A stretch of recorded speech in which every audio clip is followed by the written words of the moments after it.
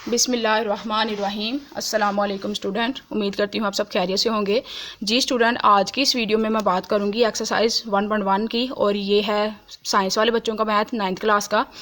तो सबसे पहले बात करेंगे 1.1 के क्वेश्चन नंबर 1 के बारे में।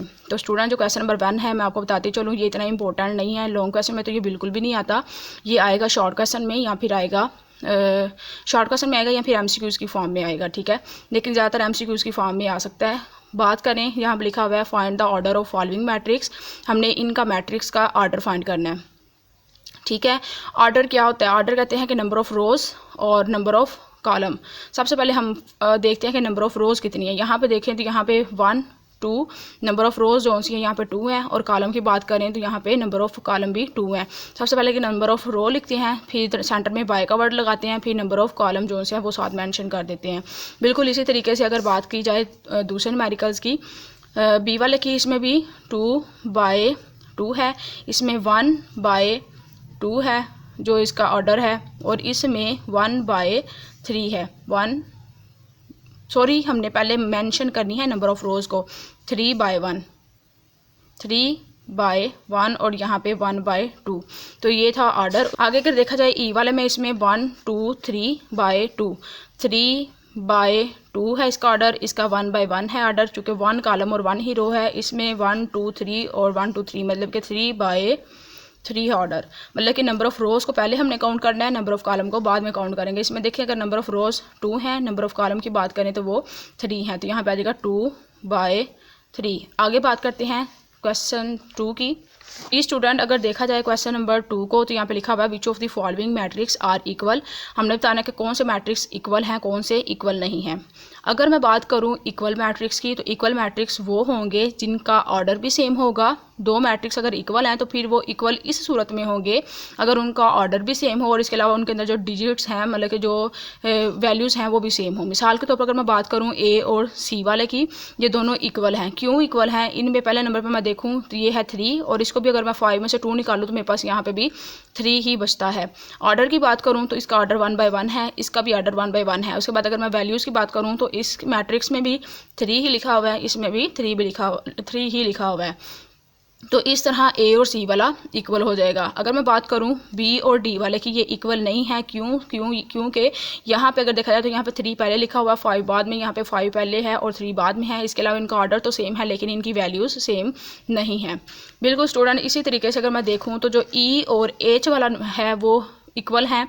क्योंकि यहाँ पे 4062 है, यहाँ पे भी 4062 है, और इसके अलावा इनका जो आर्डर है वो भी 2/2 है, इसका भी आर्डर 2/2 है। आर्डर भी सेम है, वैल्यूज़ भी सेम है, और इसी तरह ये दोनों मैट्रिक्स जो से हैं आपस में इक्वल हैं। अगर मैं बात करूँ यहाँ पे जे वाले की, तो जे वाला भी जो सा वो भी ई और एच के इक्वल ही है। कैसे देखें ये जी, यहाँ पे 2 + 2 किसके इक्वल होता है? 4 के। 2 + 4 किसके इक्वल होता है? 6 के, और ये 0 आ जाएगा और ये 2 आ जाएगा। आप देख सकते हैं इनकी तीनों की वैल्यूज़ भी सेम है, और इसके अलावा इनका ऑर्डर भी सेम है, तो इसी तरह ये एक दूसरे के इक्वल होंगे। इसके अलावा स्टूडेंट, जो बी और आई वाला है, ये दोनों एक दूसरे के इक्वल हैं। क्योंकि यहाँ पे भी 3 और 5 है, यहाँ पे 3 और यहाँ पे 3 + 2 कितने हो जाएंगे? 5 हो देंगे। इस तरह इनका जो ऑर्डर है वो है 1/2, इसका भी 1/2, और बी और आई वाले इक्वल होंगे। इस तरह स्टूडेंट, जो बाकी मैट्रिक्स आ गए आपने उनको भी फाइंड आउट कर लेना कि कौन सा इक्वल है, कौन सा इक्वल नहीं है। उम्मीद करती हूँ कि आपको अच्छे से समझ लग गई होगी। इसके अलावा बात करते हैं क्वेश्चन नंबर 3 की, और इस एक्सरसाइज को ख़त्म करते हैं। जी स्टूडेंट, अब हम बात करेंगे लास्ट वाले पोर्शन की। लास्ट वाले पोर्शन की अगर हम बात करें तो वो है find values of A B C D and which satisfy the matrix equation. Student, हमने ए बी सी डी की वैल्यूज़ फाइंड करनी है। अब मैं आपको बताती चलूँ, ये जो क्वेश्चन है सबसे ज़्यादा इंपॉर्टेंट है एक्सरसाइज 1.1 में, और ये लॉन्ग में, शॉर्ट में आने के काफ़ी ज़्यादा चांसेस हैं। बाकी जितनी भी एक्सरसाइज है वो या फिर एमसीक्यूज़ में आएगी या फिर शॉर्ट क्वेश्चन में आएगी, तो ये जो सा ये लॉन्ग में भी आ सकता है। ये सबसे ज़्यादा इंपॉर्टेंट क्वेश्चन है, तो बिल्कुल आसान है, ज़रा भी मुश्किल नहीं है। इस तरह का क्वेश्चन रिव्यू में भी मौजूद है। स्टूडेंट, जब इस तरह का क्वेश्चन आपके सामने आए कि जिसमें इधर भी नंबर ऑफ़ वैल्यूज़ सेम हो, इधर भी सेम हो, मतलब कि यहाँ पे भी 4 वैल्यूज़ हैं, यहाँ पे भी 4 वैल्यूज़ हैं, तो हम क्या करते हैं, फर्स्ट वाली वैल्यू को फर्स्ट वाली वैल्यू के इक्वल कर लेते हैं, सेकंड वाली को सेकंड वाली के इक्वल कर लेते हैं, और थर्ड वाली को थर्ड वाली के इक्वल, और फोर्थ वाली को फोर्थ वाली के इक्वल, और इसी तरह हम जो सी है ए बी सी डी की वैल्यूज़ फाइंड आउट कर लेंगे। अगर मैं देखूँ तो यहाँ पे इस सवाल के अकॉर्डिंग a + c है वो इक्वल होगा 0 के, और a + 2b इक्वल होगा -7k, c -1 इक्वल होगा 3k और 4d -6 इक्वल होगा 2d के। तो स्टूडेंट इसको मैं कहती हूँ कि ये है इक्वेशन नंबर 1, इसको कहती हूँ कि ये है इक्वेशन नंबर 2, बिल्कुल इसी तरीके से ये 3 एंड ये वाली 4। तो सबसे पहले स्टूडेंट हम क्या करेंगे, क्वेश्चन नंबर 3 को सॉल्व कर लेंगे और उसके बाद क्वेश्चन नंबर 4 को सॉल्व कर लेंगे। क्योंकि इसमें सिर्फ एक ही अल्फ़ाबेट आया है। ऐसी इक्वेशन जिसमें सिंगल अल्फ़ाबेट हो वहाँ से वैल्यू निकालना ज़्यादा इजी होता है एज़ कम्पेयर टू दूसरी वैल्यू से। तो मैं क्या करूँगी, सबसे पहले यहाँ से क्वेश्चन नंबर 3 और 4 को सबसे पहले सॉल्व कर लूँगी। सबसे पहले यहाँ पर लिखती हूँ बाय सॉल्विंग इक्वेशन 3। यहाँ पे लिखा हुआ c -1 is equal to 3k। ये चूँकि माइनस यहाँ पे 1 जो सा माइनस हो रहा है, अगर मैं इसको उठा के दूसरी साइड पे ले जाऊँ तो वो क्या हो जाएगा प्लस। ये मैथ का रूल है, जो चीज़ इक्वल की एक साइड पे माइनस हो रही हो इक्वल की दूसरी साइड पे जाके वो प्लस हो जाती है। जो चीज़ इक्वल की एक साइड पे मल्टीप्लाई हो रही हो दूसरी साइड पर जाके डिवाइड हो जाती है। तो उस रूल के तहत मैंने क्या किया है, -1 को उठा के इधर लेकर आई हूँ, तो ये हो गया +1 और 3 और 1 कितने होते हैं 4। जो c की वैल्यू आई है वो 4 आ गई है। इसी तरह अगर मैं यहाँ पर सॉल्व करूँ उसके बाद इक्वेशन नंबर यहाँ पे लिखती हूँ बाय सॉल्विंग इक्वेशन 4।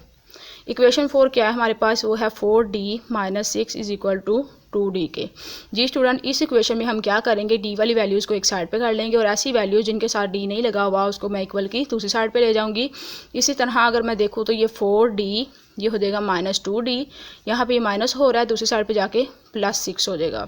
इन दोनों को माइनस करूँ क्योंकि प्लस माइनस माइनस होता है। 4d में से 2d निकाले तो बाकी 2d बच के इज इक्वल टू 6k। जैसा कि मैं आपको पहले बता चुकी हूँ कि जो चीज़ एक साइड पे मल्टीप्लाई हो रही हो दूसरी साइड पे जाके डिवाइड होती है, तो d इधर ऐसे ही रह जाएगा 6 और ये यहाँ पे मल्टीप्लाई हो रहा है, नीचे आके डिवाइड हो जाएगा। 2 1 दा 2, 2 3 दा 6 और जो d की वैल्यू है वो आई है d is equal to 3k। ठीक है, ये था हमारे पास d की वैल्यू। और अब आगे हम करेंगे इक्वेशन कोई भी सॉल्व कर सकते हैं, 1 कर लें या 2 कर लें, हमारी जो सी है आगे a और b की वैल्यू भी निकल आएगी। अच्छा जी, आगे हम सॉल्व करते हैं इक्वेशन नंबर 1 को ही सॉल्व कर लेती हूँ। तो यहाँ पे है a + c is equal to 0 के। तो यहाँ पे हम पुट करेंगे c की वैल्यू, a + c की वैल्यू थी 4, यहाँ से मैंने c की वैल्यू यहाँ पे पुट की इज इक्वल टू आ जाएगा 0 और a इज इक्वल टू यहाँ पे ये प्लस हो रहा है दूसरी साइड पे आके हो जाएगा -4। बिल्कुल इसी तरीके से अगर हम बात करें इक्वेशन नंबर 2 को सॉल्व करने की। जी स्टूडेंट, आगे ये जो सा है बाय सॉल्विंग द इक्वेशन 2 है a + 2b is equal to 7k -7k sorry. हम क्या करेंगे, यहाँ पे a की वैल्यू पुट करेंगे जो थी -4 + 2b is equal to -7k। इसी तरह ये माइनस हो रहा है दूसरी साइड पे जाके ये हो जाएगा +4 और इन दोनों को माइनस करेंगे, प्लस माइनस माइनस होता है और 7 में से 4 निकाले तो आगे 3, चूँकि बड़ी वैल्यू के साथ माइनस है तो यहाँ पे माइनस लगेगा। ये मैथ का रूल है कि जो बड़ी वैल्यू के साथ लगी हो वैल्यू उसको हम नीचे उतारते हैं। बाकी आ गया 2b, इसी तरह से b को इधर छोड़ा और -3 यहाँ पे ये 2 मल्टीप्लाई हो रहा है, दूसरी साइड पे आके डिवाइड होगा और जब इन दोनों को डिवाइड करेंगे तो 1.5 आ जाएगा, साथ में ये माइनस आ जाएगा और ये है b की वैल्यू। तो स्टूडेंट, उम्मीद करती हूँ कि आपको समझ लग गई होगी। फिर भी अगर आपके जहन में किसी किस्म का कोई सवाल हो आप कमेंट सेक्शन में पूछें, इंशाल्लाह आपको फौरी जवाब दिया जाएगा। मिलते हैं नेक्स्ट वीडियो में। अल्लाह हाफिज़।